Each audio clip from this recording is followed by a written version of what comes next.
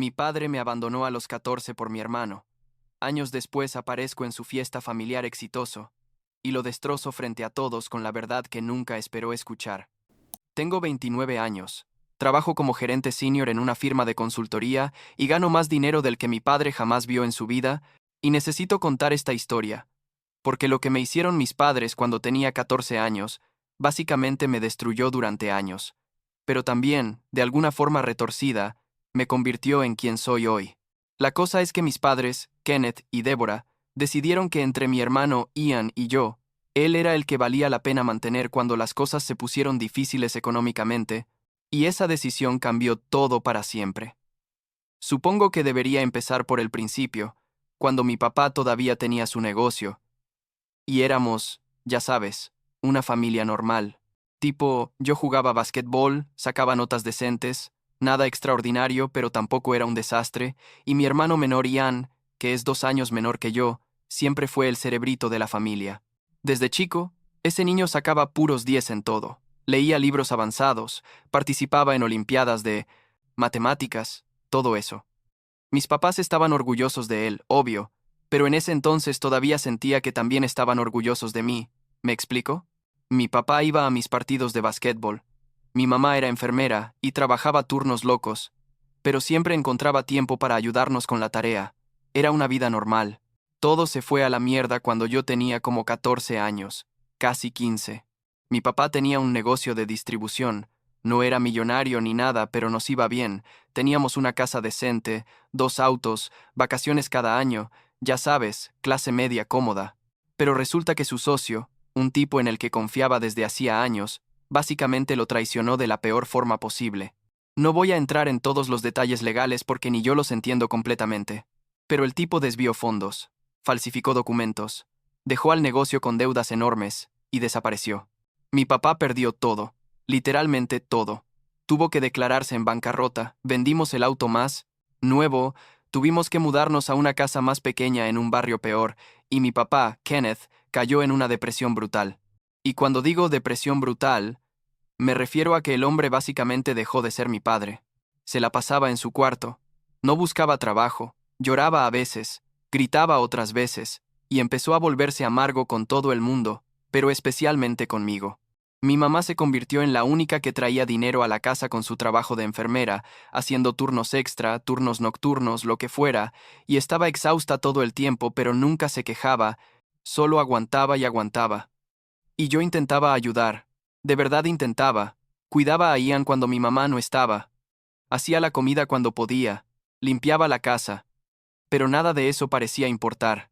Lo que sí importaba, aparentemente, era que Ian seguía siendo un genio académico a pesar de todo el caos en casa, mientras que mis notas empezaron a bajar un poco porque, ya sabes, es medio difícil concentrarte.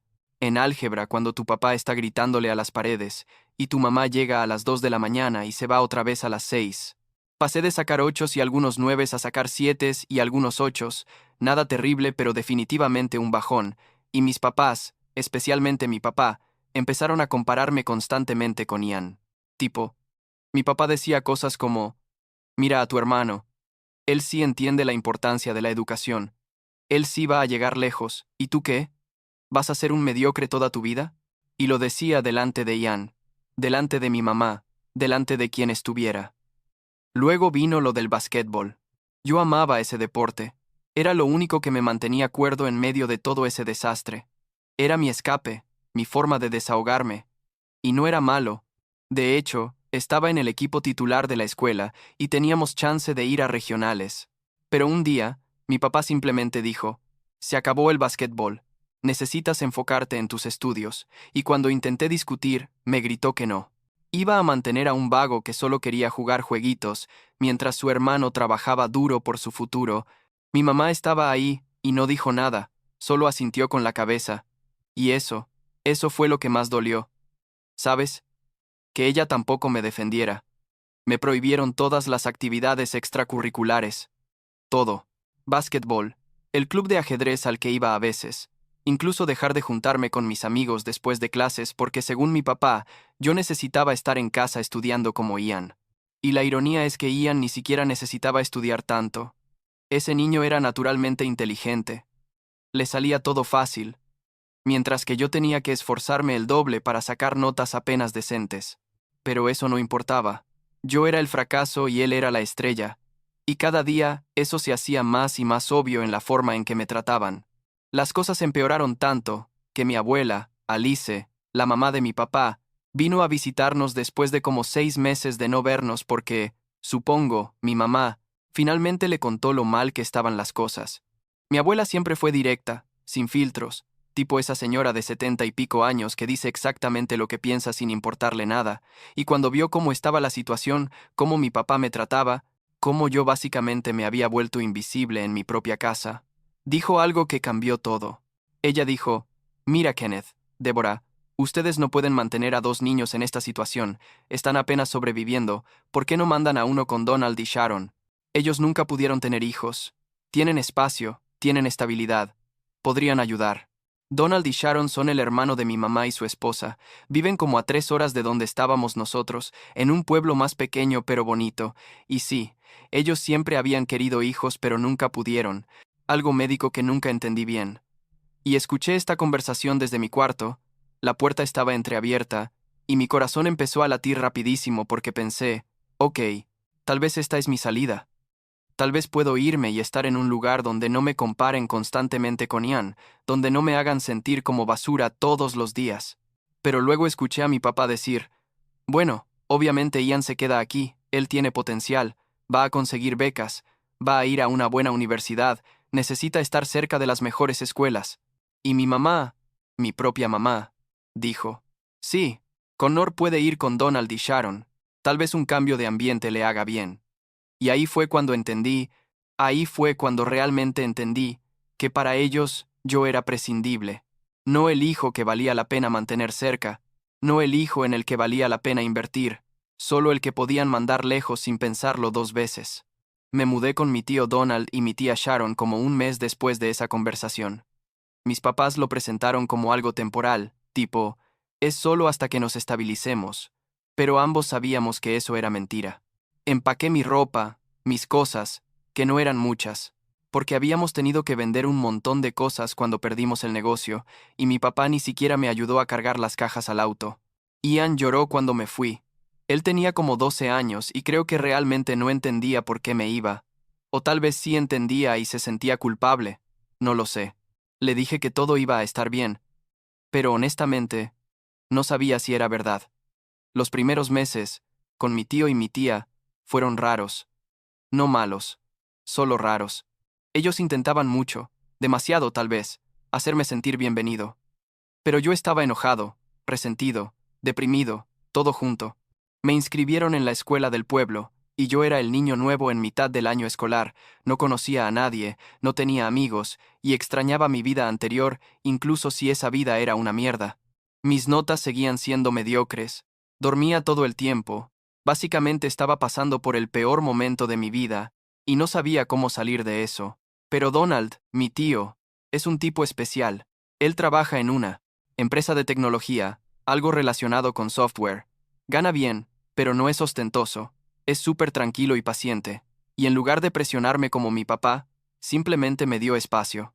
Me preguntaba cómo estaba, me invitaba a hacer cosas sin forzarme. Y cuando le conté que me gustaba el basquetbol pero mis papás me lo habían prohibido, me dijo: bueno, aquí no hay reglas estúpidas. Si quieres jugar, juega. Y Sharon, mi tía, es maestra de primaria, y ella es como la persona más dulce y comprensiva que he conocido. No intentaba reemplazar a mi mamá, nunca hizo eso, pero me escuchaba cuando necesitaba hablar, me hacía mi comida favorita sin que yo se lo pidiera, cosas pequeñas que significaban mucho. Poco a poco, y esto tomó como un año completo, empecé a cambiar. Entré al equipo de basquetbol de la escuela, hice amigos, mis notas mejoraron porque mis tíos contrataron un tutor para ayudarme con las materias difíciles sin hacerme sentir estúpido por necesitar ayuda. Y, por primera vez en mucho tiempo, empecé a sentir que tal vez yo no era el problema, que tal vez lo que mis papás me habían hecho decir sobre mí no era verdad. Mi tío me decía cosas como: Connor, eres inteligente, solo necesitas encontrar tu ritmo. Y lo más loco es que empecé a creerle. Durante todo este tiempo, el contacto con mis papás fue mínimo. Me llamaban cada 2 o 3 semanas. Conversaciones superficiales de 5 minutos. ¿Cómo estás? Bien. ¿Cómo van tus notas? Bien. Ok, nos vemos. Chao.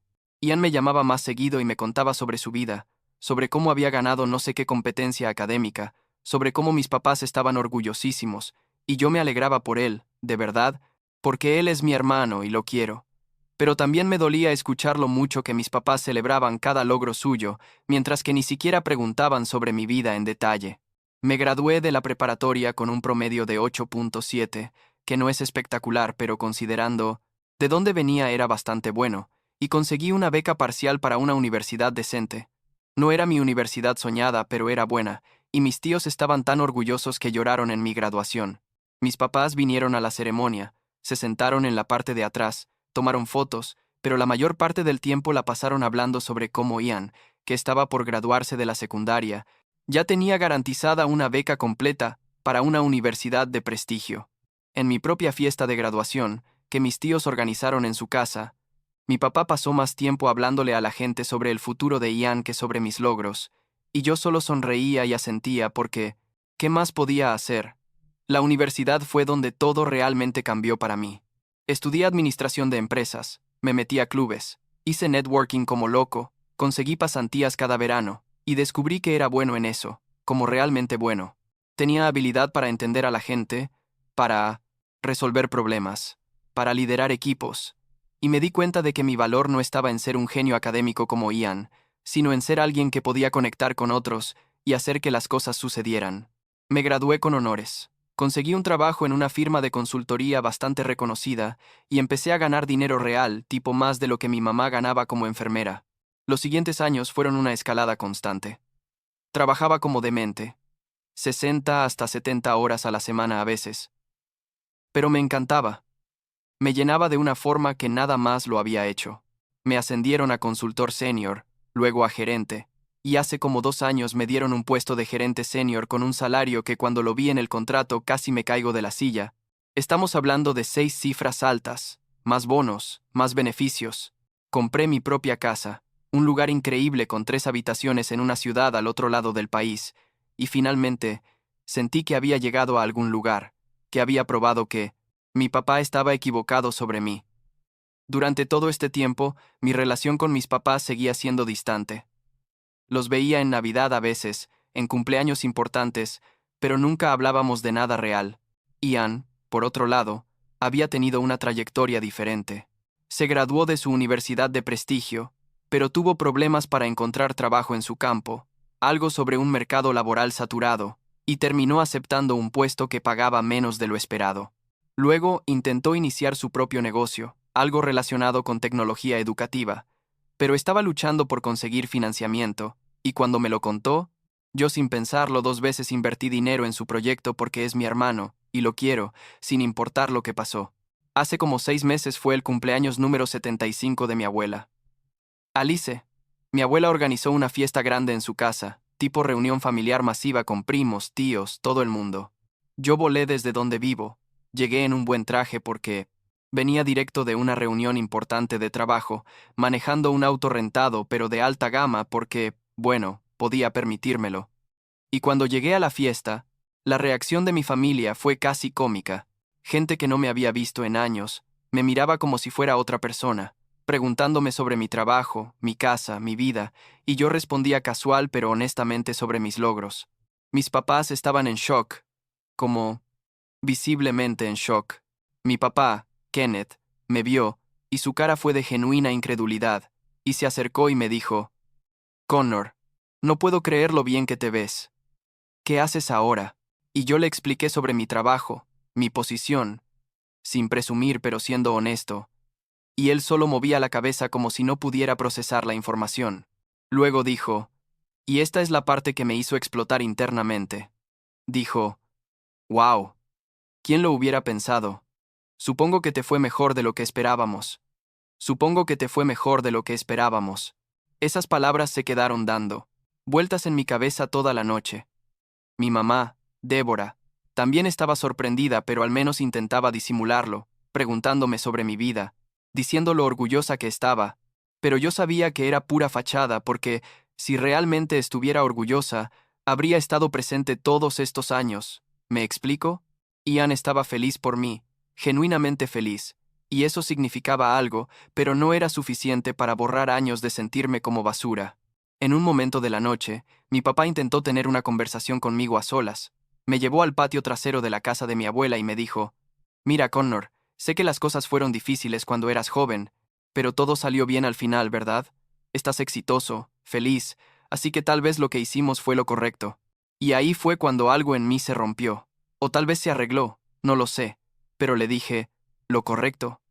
Papá, me mandaste lejos porque decidiste que yo no valía la pena. Me comparaste constantemente con Ian, me hiciste sentir como un fracaso, me prohibiste todo lo que amaba, y luego me enviaste con el tío Donald como si fuera un paquete que ya no querías. ¿Y te sabes qué es lo más irónico? Que tío Donald y tía Sharon, en unos años, me dieron más amor y apoyo del que tú me diste en toda mi vida». Mi papá intentó interrumpirme, pero yo seguí. Le dije: «¿Sabes por qué soy exitoso? No es gracias a ti, es a pesar de ti. Cada logro que tengo, cada cosa buena en mi vida, es porque me levanté de la mierda que tú me metiste en la cabeza durante años, de la idea de que yo era mediocre, de que no iba a llegar a ningún lado. Y mientras yo estaba construyendo mi vida, ¿qué estabas haciendo tú? Seguías revolcándote en tu autocompasión por perder tu negocio hace más de 10 años, seguías siendo la misma persona amargada y tóxica que destruyó su propia familia porque no podía manejar su fracaso. La cara de mi papá era un poema, una mezcla de shock, rabia y tal vez vergüenza, ¿no? Estoy seguro. Y me dijo: «¿Cómo te atreves a hablarme así? Soy tu padre». Y yo le respondí: «No, Donald es más mi padre que tú. Él estuvo ahí cuando me derrumbé, cuando pensaba que no valía nada, cuando necesitaba que alguien creyera en mí. Tú solo estuviste ahí para recordarme lo decepcionante que era. Así que no me vengas ahora, después de años de silencio, a celebrar mi éxito como si hubieras tenido algo que ver con él». Obviamente la fiesta se puso tensa después de eso. Mi mamá estaba llorando. Mi papá se fue temprano con una excusa de que no se sentía bien. Y yo, honestamente, no sentí nada. Ni culpa ni satisfacción, solo vacío. Mi tío Donald me llevó aparte y me preguntó si estaba bien. Y yo le dije que sí, que en realidad nunca había estado mejor. Y era verdad de alguna forma retorcida. Al día siguiente, cuando ya estaba de vuelta en mi hotel preparándome para volar a casa, mi mamá me llamó. Estaba furiosa. Me gritó que cómo me había atrevido a humillar a mi padre frente a toda la familia, que yo no entendía lo difícil que había sido para ellos, que debería estar agradecido de que me criaron, me educaron, me dieron un techo. Y yo le dije: «Mamá, me mandaron lejos cuando más los necesitaba. Eligieron explícitamente a Ian sobre mí, y nunca, ni una sola vez, se disculparon por eso o reconocieron el daño que causaron. Así que no voy a disculparme por finalmente decir la verdad». Ella insistió en que yo debía pedir perdón, que estaba destrozando a la familia, y yo le dije algo que nunca pensé que le diría a mi mamá. Le dije: «Ustedes destrozaron esta familia hace años, cuando decidieron que uno de sus hijos valía más que el otro, yo solo estoy señalando lo obvio». Y colgué. Una semana después, les mandé un email largo, probablemente demasiado largo, donde expliqué en detalle todo lo que había sentido durante años, cada comparación que dolió, cada vez que me hicieron sentir invisible, cada logro mío que ignoraron mientras celebraban cada pequeña cosa de Ian. Les dije que no los odiaba, pero que tampoco podía seguir pretendiendo que teníamos una relación normal cuando claramente no la teníamos. Les expliqué que Ian y yo teníamos nuestra propia relación, que no involucraba a ellos, que iba a seguir siendo parte de su vida porque él es inocente en todo esto, pero que en cuanto a ellos, necesitaba distancia. Mi mamá me llamó como 2 días después de ese email, llorando, diciéndome que tenía razón, que habían cometido errores terribles, que estaba arrepentida. Pero la cosa es que yo ya no sé si creo en disculpas después de tanto tiempo, ¿sabes? Son palabras, solo palabras, y no borran años de daño. Le dije que apreciaba que finalmente reconociera lo que pasó, pero que el daño ya estaba hecho, que nuestra relación probablemente nunca iba a ser lo que pudo haber sido. Hoy en día, veo a mis papás tal vez una vez al año, en eventos familiares inevitables, y mantenemos conversaciones educadas pero superficiales. Ian y yo hablamos regularmente. Su negocio finalmente está despegando con mi inversión y otro financiamiento que consiguió, y estoy genuinamente feliz por él. Él me ha dicho múltiples veces que siempre supo que lo que nuestros papás hicieron estuvo mal, que cargó con culpa por años, y yo le digo que no es su culpa, que él era un niño. La próxima semana voy a sorprender a mi tío Donald y mi tía Sharon con unas vacaciones pagadas a Europa, algo que siempre han querido hacer pero nunca pudieron justificar el gasto. Es mi forma de decirles gracias por salvarme, literalmente, porque sin ellos no sé dónde estaría ahora. Probablemente no estaría donde estoy, eso seguro, y eso es suficiente, supongo. Saber que a pesar de todo lo malo, hubo gente que me vio cuando mis propios padres decidieron no hacerlo.